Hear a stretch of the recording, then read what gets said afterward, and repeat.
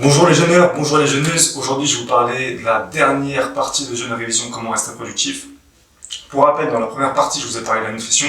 La deuxième, je vous ai parlé de l'outil le plus efficace pour moi pendant la période de jeûne pour récupérer l'énergie, c'est la sieste.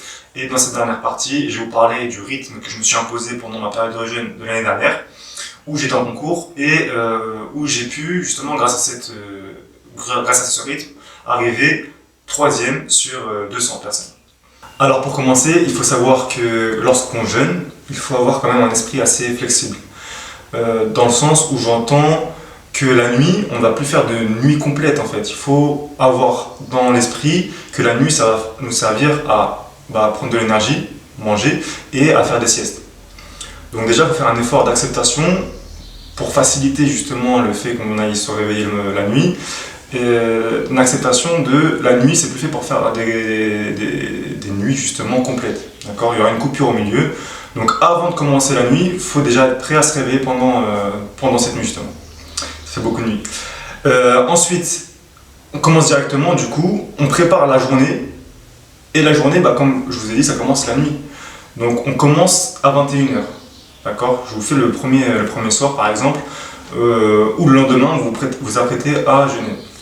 Premier soir, vous allez faire un petit repas léger, sucré-salé, et vous allez vous coucher vers 23h30 par exemple.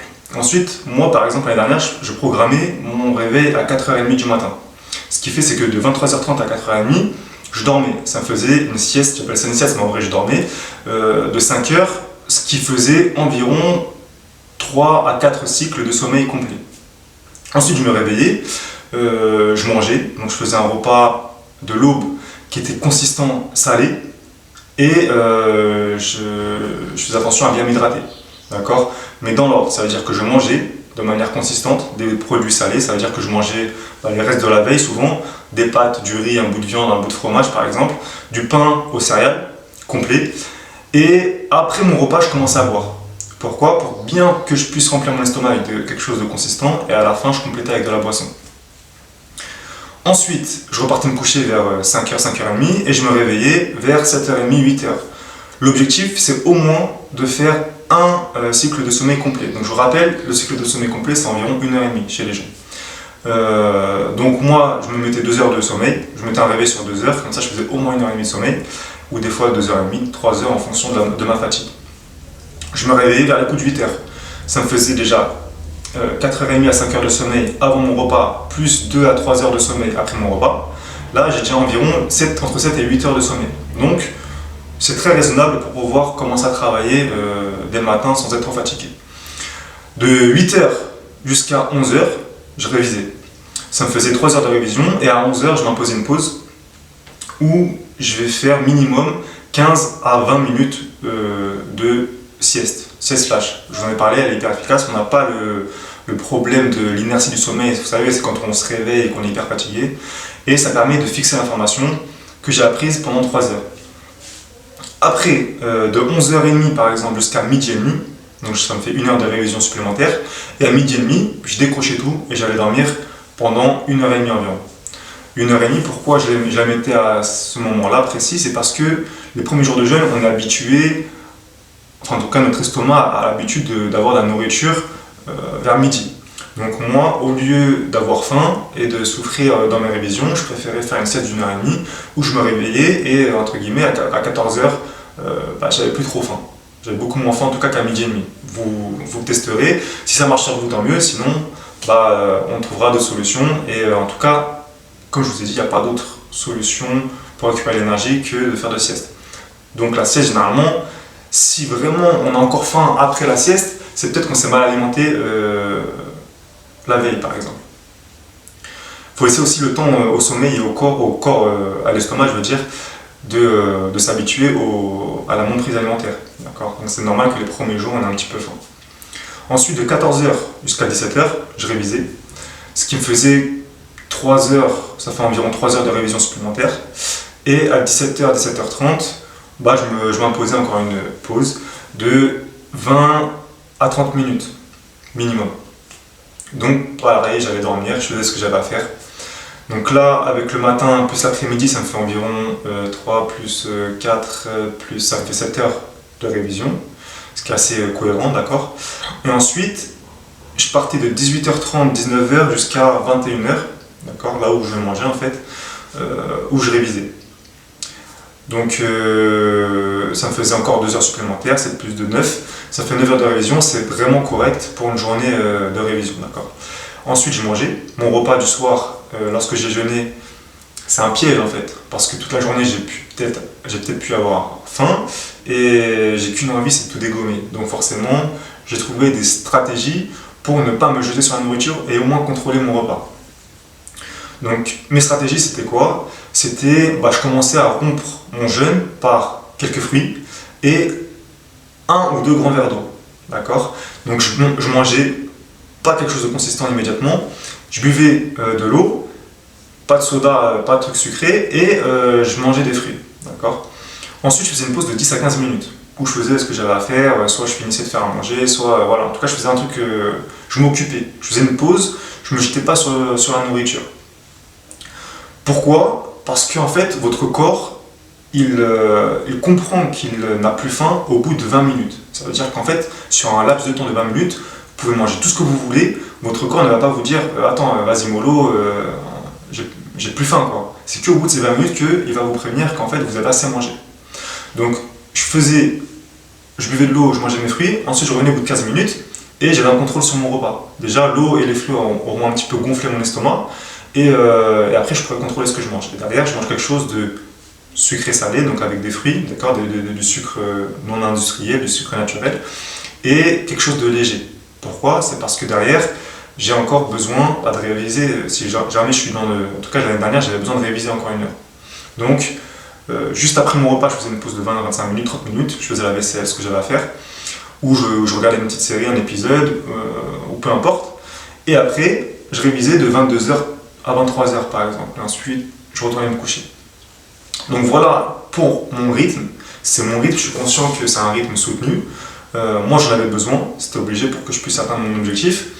Voilà, je l'ai fait. Ça veut dire que c'est faisable. Maintenant, à vous de savoir comment gérer votre propre journée de jeûne. À vous de placer vos périodes de révision, vos temps de révision en fonction de votre forme physique. D'accord? Donc là, c'était un partage de mon expérience et maintenant je vais vous donner mes propres conseils pour que vous puissiez trouver votre propre rythme pendant cette période de jeûne. Donc mon premier conseil, c'est que pour rester productif, la qualité, c'est à vous de voir, la qualité du travail, je veux dire, c'est à vous de voir comment vous allez gérer, mais là en tout cas, la quantité de travail, il faut qu'elle soit similaire à lorsque vous ne jeûnez pas, ce qui est logique. Donc en fait, les premiers jours, je vais vous conseiller de produire une quantité de travail similaire à lorsque vous ne jeûnez pas.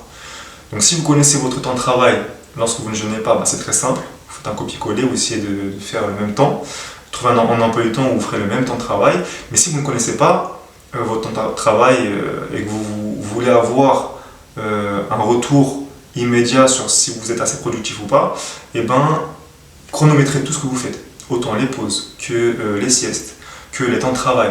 À la fin de la journée, vous ferez un petit compte rendu sur le temps que vous avez pu travailler sérieusement, sans pause, pas quand on vous appelle, pas quand vous êtes sur votre téléphone par exemple, et un temps de repos. D'accord? Et le temps de repos, idéalement, il faudrait le réduire au maximum. Et le temps de repos, idéalement aussi, il faut que ça soit de la sieste. Parce que c'est là où vraiment on arrive à fixer l'information. C'est un vrai plus pour l'apprentissage. Ensuite, mon deuxième conseil, ça concerne toujours les pauses.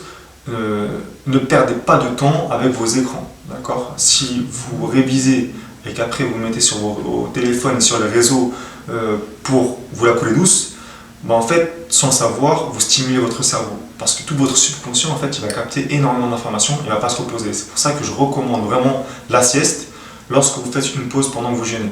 Un conseil, c'est lors du réveil de vos siestes, ou même le matin, ou la nuit, quand vous vous réveillez, en fait, c'est là que je vous autorise, et même je recommande en fait de vous mettre sur les réseaux, de sortir un téléphone et d'utiliser en fait la lumière bleue, et d'utiliser la lumière bleue pour vous réveiller, parce que ça stimule en fait. Ça stimule votre cerveau. Ensuite, deuxième conseil, ne perdez pas de temps et d'énergie pendant vos pauses à être sur les réseaux sociaux. Mais utilisez justement ces réseaux et la lumière bleue de votre téléphone lorsque vous vous réveillez des siestes. Ça va vraiment stimuler votre cerveau et accélérer votre réveil. Troisième conseil, c'est plutôt un déconseil parce que je vous déconseille d'inverser votre rythme. D'accord ? Si votre concours ou votre examen c'est dans 2 semaines, je vous déconseille d'inverser votre rythme éveil-sommeil en fait. Éveil-sommeil, ouais. Pourquoi ? Parce que si aujourd'hui je vous propose de passer un examen à 4h du matin, certainement vous me direz que c'est un peu bizarre et vous ne serez sûrement pas au top de vos capacités. Par contre, si vous inversez votre rythme, c'est-à-dire que vous travaillez la nuit et vous dormez la journée, vous risquez d'arriver le jour des examens complètement décalé. Alors je comprends pour certains, le jeûne pendant la période de révision, ça semble être difficile à appréhender. Mais je pense qu'en fait, on a une assez mauvaise vision du corps humain. Le corps humain, il fonctionne différemment de mon téléphone par exemple. Là, je suis à 7% de batterie. Je suis en économie d'énergie du coup, et il y a certaines fonctions qui vont ne plus être disponibles, comme le flash. Si je fais une vidéo et que je mets un flash, ça je pourrais pas le faire. Pour que je puisse conserver l'utilité j'envoie des messages et je reçois des appels. Le cerveau c'est différent dans le sens où certes c'est pareil parce que mes muscles et ma digestion, mon système digestif va consommer moins d'énergie, donc il y aura plus d'énergie pour le cerveau. Mais l'énergie que je vais utiliser va vraiment booster mes capacités. En fait, le corps humain, quand il est privé de nourriture, il fait une sorte de réflexe de survie où toute l'énergie que j'ai, je la donne au cerveau pour que je trouve de la nourriture plus facilement. D'accord ? Donc je vais booster mes capacités intellectuelles pour pouvoir trouver la nourriture plus facilement. Et en fait, pendant vos révisions, vous utilisez ce booster en fait pour mieux travailler et à côté de ça, si vous faites assez de sieste, vous allez fixer beaucoup plus d'informations. Merci d'avoir regardé la vidéo jusqu'au bout, j'espère qu'elle vous aura plu et qu'elle vous sera utile. N'hésitez pas à me mettre un petit commentaire sous la vidéo si vous avez des questions, s'il y a des choses qui n'ont pas été traitées entièrement selon vous ou qui n'ont pas été claires.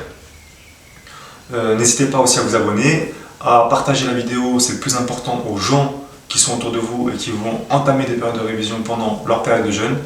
Et surtout n'oubliez pas, réussir c'est bien, mais avec le sourire c'est mieux.